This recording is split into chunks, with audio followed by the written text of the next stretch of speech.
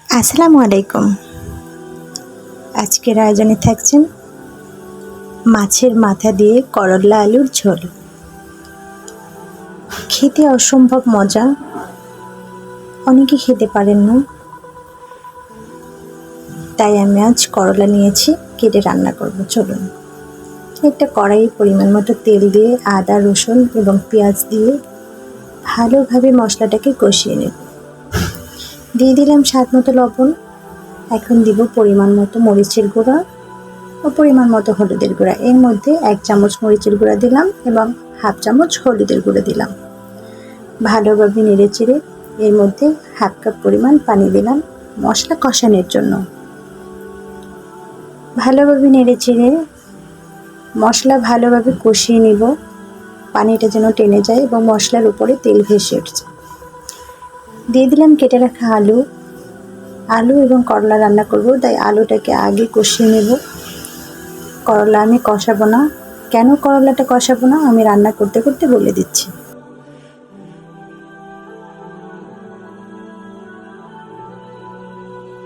দু মিনিট আলুটাকে কষিয়ে নিলাম নেড়েচেড়ে, পানিটা শুকিয়ে গেছে। এখন ঝোলের জন্য আমি 1.5 কাপ পরিমাণ পানি দিয়ে দিব।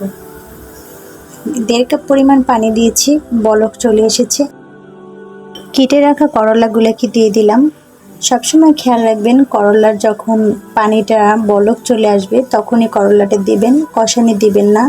কষানি দিলে একদম তেতো হয়ে যাবে, খাওয়া যাবে না। তাই যখন বলক চলে আসবে তখনই এর উপরে করলাটা দিলে আর তেতো হয় না, ঝোলটা অনেক সুন্দর হয় এবং আলুটাও কোনো তেতো হয় না, করলাটাও বেশি তেতো লাগে না। আমি মাছের মাথা দিয়ে রান্না করব, তাই মাছের মাথাটা এখন এই ঝোলের মধ্যে দিয়ে দিলাম। করলার সাথে সাথে মাছের মাথাটা দিয়ে দিলাম। বলক আসা পর্যন্ত অপেক্ষা করব, কিন্তু বলক আসা পর্যন্ত অপেক্ষা করব। এই করলা আমি আর ঢাকনা দিব না, এরকম ওপেনেই রান্না করব। তবে জাল কমানো যাবে, মিডিয়াম আঁচে রান্না করব।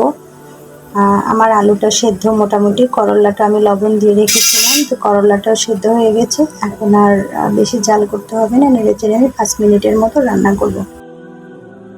এর মধ্যে কোনো গরম মশলা ব্যবহার করিনি, আপনারা যদি চান ব্যবহার করতে পারেন, তবে আমি জিরার গুঁড়িটা ব্যবহার করব বা ধনে পাতাটাও ব্যবহার করা যায়।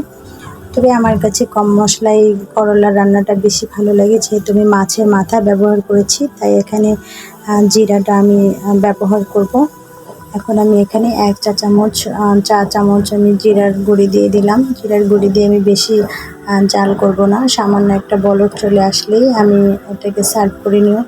আমার ভিডিওটি যদি ভালো লাগে লাইক কমেন্ট শেয়ার করবেন এবং সাবস্ক্রাইব করতে ভুলবেন না। পরবর্তী ভিডিও দেখার জন্য সবাইকে আমন্ত্রণ রইল। আল্লাহ হাফেজ, সবাই ভালো থাকবেন। আসসালামু আলাইকুম।